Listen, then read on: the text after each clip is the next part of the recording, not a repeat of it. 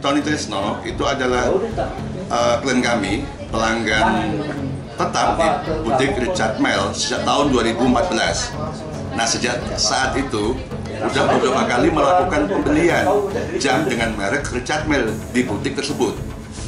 Nah, pada 2019 klien kami mendapatkan tawaran resmi dari karyawan butik Richard Mille bernama Richard Lee yang menawarkan kedua jam tangan eksklusif, masing-masing Richard Mille RM5703 dan RM5602 Blue Sapphire.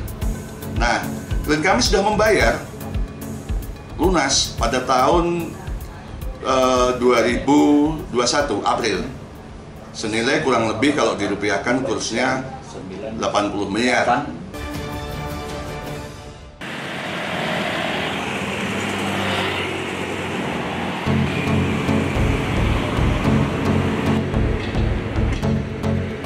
Pengadilan Negeri Jakarta Utara menerima berkas gugatan perdata melawan hukum yang dilayangkan salah satu pembeli jam tangan bernilai puluhan miliar rupiah.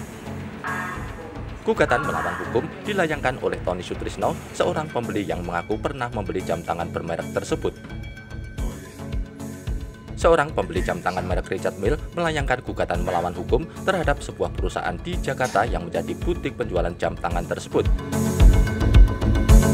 Dalam laman resmi Sistem Informasi Penutusan Perkara atau SPP Pengadilan Negeri Jakarta Utara, gugatan itu teregistrasi dengan nomor perkara 884-PDT-G-2024 Pengadilan Jakarta Utara pada tanggal 12 Desember 2024. Kuasa hukum Tony Sutrisno Eko Prastowo mengatakan langkah hukum tersebut terpaksa diambil oleh kliennya karena dua jam tangan yang telah dibeli dan dibayar lunas senilai kurang lebih 80 miliar tak pernah diterimanya hingga saat ini. Permasalahan muncul tatkala Tony Sutrisno membeli dua jam tangan dan disarankan oleh perusahaan yang digugatnya untuk mengambil di Singapura. Akan tetapi dirinya enggan untuk mengambil ke Singapura karena setiap pembelian jam tangan selalu diambil di Jakarta.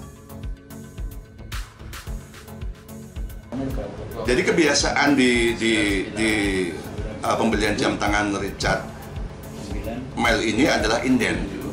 Nah, setelah lunas, baik Richard Lee maupun Richard Mille Jakarta justru meminta klien kami untuk mengambil jam di Singapura. Disitulah permasalahannya. Yang seharusnya mereka itu berkewajiban untuk menyerahkan barang di Jakarta.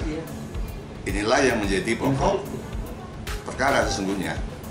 Sebelumnya kan klien kami sudah mencoba mendatangi butik, meminta baik-baik, kemudian termasuk terakhir kami selaku kuasa hukumnya meminta klarifikasi, mengirim surat klarifikasi yang mendapatkan jawaban yang sama, yakni menolak menyerahkan kedua jam tangan tersebut. Nah, upaya kami adalah melakukan gugatan perdata terhadap Richard Mille Jakarta, termasuk di dalamnya karyawan yang bernama Richard Lee di Pengadilan Negeri Jakarta Utara. Dikutip dari pemberitaan Detik News tahun 2022 lalu, perwakilan Richard Mille Asia membenarkan jika Tony Sutrisno telah membeli dua jam tangan senilai kurang lebih 77 miliar rupiah. Akan tetapi, menurut mereka, pembelian dilakukan oleh Tony Sutrisno di Singapura bukan melalui Richard Mille yang berada di Jakarta.